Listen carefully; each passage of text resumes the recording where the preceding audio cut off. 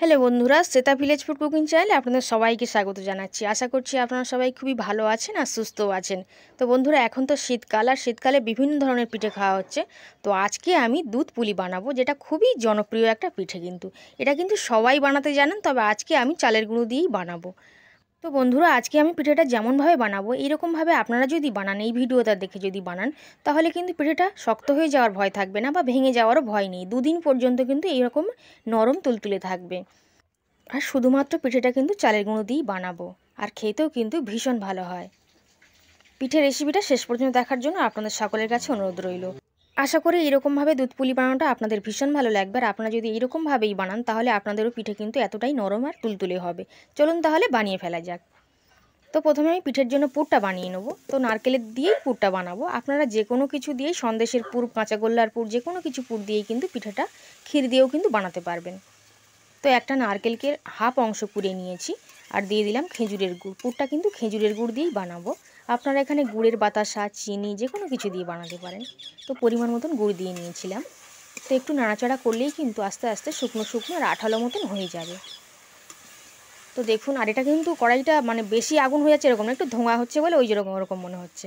তো দেখুন, নাড়াচাড়া করে পুরটা কিন্তু আমি রেডি করে নিয়েছি। তো পুরটা কিন্তু আমার একেবারেই তৈরি। এখন কড়াই থেকে আমি নামিয়ে একটু ঠান্ডা করে নেব। আর কড়াইটা পরিষ্কার করে নিয়েছি। নিয়ে ওই কড়াইয়ে 1 বাটি পরিমাণে জল দিয়ে দিলাম, আর দিয়ে দেব সামান্য পরিমাণে লবণ। একটু ভালো করে মিশিয়ে নিচ্ছি, আর জলটা একটু হালকা গরম করে নিচ্ছি। জলটা যখন এরমভাবে গরম হয়ে যাবে, ওই বাটিরই ঠিক 1 বাটি পরিমাণে চালের গুঁড়ো আমি নিয়ে নিয়েছি। এটা বাজারে যে শুকনো চালের গুঁড়োটা পাওয়া যায় না, ওই চালের গুঁড়োটাই আমি নিয়েছি। নিয়ে কিন্তু এইভাবে একটু ভালো করে মিশিয়ে নিচ্ছি। আর উনুনের জালটা এই সময় হালকা রাখতে হবে। একটু ভালো করে মিশিয়ে নেওয়া হয়ে গেলে ঢাকনা দিয়ে ঢেকে রেখে দেবো 5 মিনিটের মতো। তাহলে কিন্তু এটা ভালোভাবে কিন্তু রান্নাটা হয়ে যাবে, চালের গুঁড়োটা খুব সুন্দরভাবে সেদ্ধ হয়ে যাবে। তো দেখুন, ঢাকনাটা খুলে নিলাম। বেশিক্ষণ রাখবেন না যেন। তো ঢাকনাটা খুলে নিয়ে খুব ভালো করে এভাবে কিন্তু উল্টে পাল্টে নাড়াচাড়া করে নেব। আর এখন কিন্তু চালের গুঁড়োটা খুব ভালোভাবেই সেদ্ধ হয়ে গেছে। তো দেখুন, এরকম একটা ডোতে পরিণত হয়ে যাচ্ছে। আর এখন আমি এটাকে একটা থালাতে নামিয়ে একটু ঠান্ডা করে নেব, তারপর কিন্তু মেখে নেব। তো কড়াই থেকে আমি নামিয়ে নিচ্ছি। ঠিক এই রকমভাবেই আপনারা বানাবেন। আশা করি আপনাদেরও পিঠে কিন্তু এতটাই ভালো হবে, একেবারে নরম আর তুলতুলে। আর পিঠে কিন্তু ভেঙেও যাবে না। তো একটু সদ্য ঠান্ডা হয়েছিল, গরমই রয়েছে, কিন্তু সেই গরম অবস্থাতেই কিন্তু ভালো করে মেখে নিতে হবে। আর যদি হাতে লেগে যাচ্ছে বলে মনে হয়, একটু কিন্তু হালকা করে ওই চালের গুঁড়ো ছড়িয়ে নিতে পারেন। তো দেখুন, এরকম ভালো করে ঠেসে ঠেসে সুন্দর করে একটা ডো কিন্তু বানিয়ে নেব। আর একটু সামান্য চালের গুঁড়ো একটু ছড়িয়ে দিলাম। নিয়ে একটা ডো আমি বানিয়ে নিচ্ছি। এবার এখান থেকে ছোট ছোট করে অংশ কেটে নেব, নিয়ে পুলিগুলো কিন্তু বানিয়ে নেব। দুধ পুলি কিন্তু একটু ছোট করেই বানাতে হয়। তো আমি একটু চালের গুঁড়ো এখানে নিয়ে নিয়েছি, আর ছোট্ট করে অংশ কিন্তু কেটে নেব। আর হাতের মধ্যে করে গোল করে বানিয়ে, একটু পিঠে যেরকম বানায় একটু গোল করে খুলি মতন বানিয়ে নেব।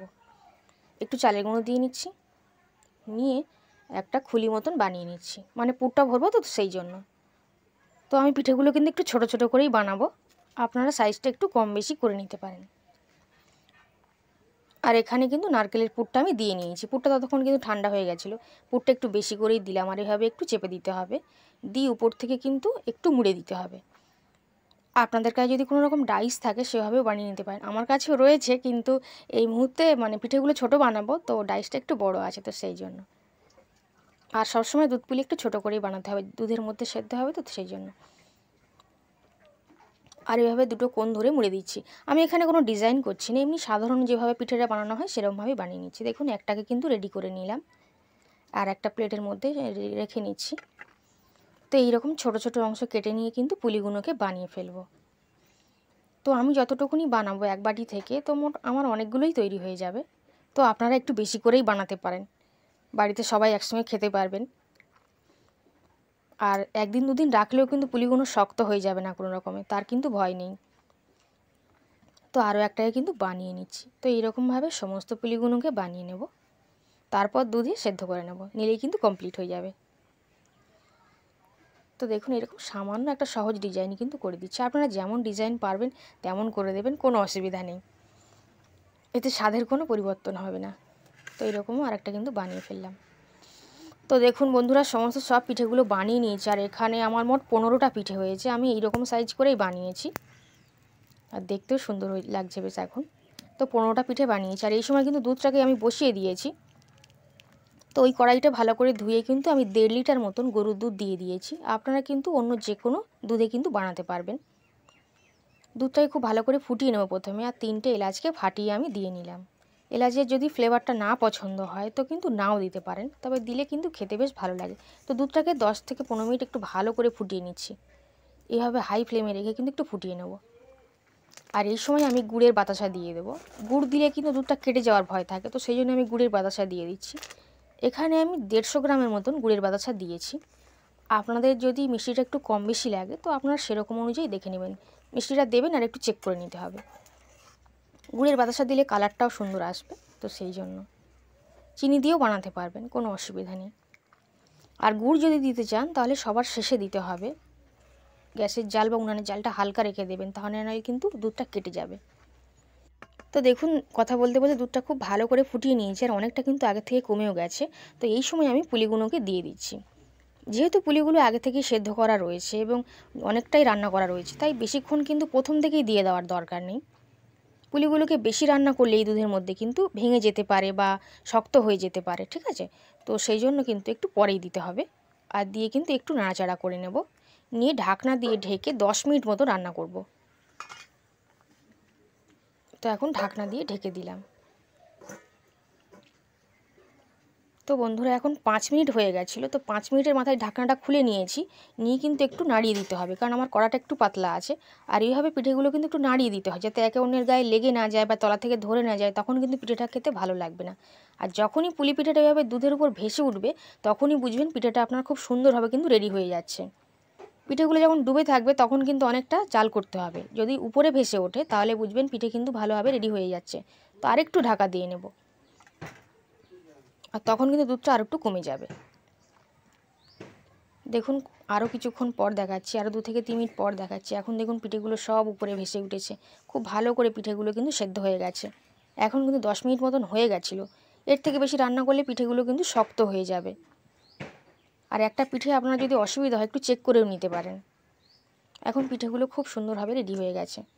আমি আরেকটু জাল করে দুধটা একটু কমিয়ে নিলাম আর কি। দেখুন, আর এই দুধটা এভাবে রেখে দিলে অনেকটাই কিন্তু গায়ে গায়ে হয়ে যাবে। আর এই সময় আমি সামান্য একটু লবণ উপর থেকে দিয়ে দেবো। পিঠের জাতীয় জিনিস মানে মিষ্টি জাতীয় খাবার একটু লবণ কিন্তু দিতে হয়, আমার মা দেয়, তো সেই জন্য আমি দিচ্ছি। পায়েস বা যে কোনো পিঠেতে দেয়, তো সেই জন্য আমি দিয়ে দিলাম। দিয়ে খুব ভালো করে মিশিয়ে নিচ্ছি। আর দেখুন পিঠেগুলো কিন্তু ডুবে যাবে না, আর কেউ কিন্তু ভেঙেও যায়নি, আর কারোর গায়ে কিন্তু লেগেও যায়নি। এখন আমি উনানের জালটা বন্ধ করে দিচ্ছি, আর পিঠেগুলোকে নামিয়ে একটু ঠান্ডা করে নিচ্ছি, কারণ পিঠে কিন্তু ঠান্ডা খেতেই ভালো লাগে। তাহলে চলুন পিঠেগুলোকে নামিয়ে একটু ঠান্ডা করে একটা পাত্রের মধ্যে সার্ভ করে আপনাদেরকে দেখাচ্ছি। তো একটা প্লেট নিয়ে নিয়েছি, আর পিঠেগুলোকে দিয়ে দিচ্ছি পরপর। দেখুন, এখন কিন্তু পিঠেটা অনেকটাই ঠান্ডা হয়ে গেছিলো। তো সবগুলোকেই নিয়ে নিয়েছি, আর উপর থেকে দুধটা একটু দিয়ে দিলাম। উপর কতটা লোভনীয় লাগছে দেখুন বন্ধুরা, খেতেও কিন্তু ভীষণ ভালো হয়। আপনারা আমি যেমনভাবে বানালাম একদিন বানিয়ে দেখবেন, আশা করি আপনাদেরও কিন্তু ভীষণ ভালো লাগবে। আর কোনোভাবে বকা খাওয়ারও চান্স নেই বাড়ি থেকে, কারণ পিঠেগুলো কিন্তু সত্যি খুবই নরম হবে। আজকে আমার এই সহজ পদ্ধতিতে পিঠে বানানোর রেসিপিটা কেমন লাগলো কমেন্ট করে অবশ্যই জানাবেন। ভালো লাগলে অবশ্যই লাইক করবেন, শেয়ার করবেন, আর যদি চ্যানেল নতুন এসে থাকেন অবশ্যই চ্যানেলটিকে কিন্তু সাবস্ক্রাইব করে নেবেন। এখন একটা পিঠেকে বাটিতে নিয়ে নিচ্ছি, মানে প্লেটের মধ্যে নিয়ে নিচ্ছি, আর ভেঙে দেখিয়ে দেবো যে সত্যি সত্যি কতটা নরম হয়েছে। আশা করছি আজকের পিঠের রেসিপিটা আপনাদের কিন্তু বেশ ভালো লেগেছে। আর যে বন্ধুরা আমার ভিডিওটাকে প্রত্যেক দিন দেখেন তাদের কিন্তু অসংখ্য ধন্যবাদ আমার তরফ থেকে। তো দেখুন পিঠেটা কতটা নরম হয়েছে। প্রত্যেকটা পিঠেই কিন্তু এতটাই নরম হবে। যখন পিঠেটা ভাপাবেন তখন কিন্তু একটু চেক করেও নিতে পারেন, এরকমই কিন্তু হবে। আজ তাহলে আসছি, আবার দেখা হবে অন্য কোনো রেসিপিতে।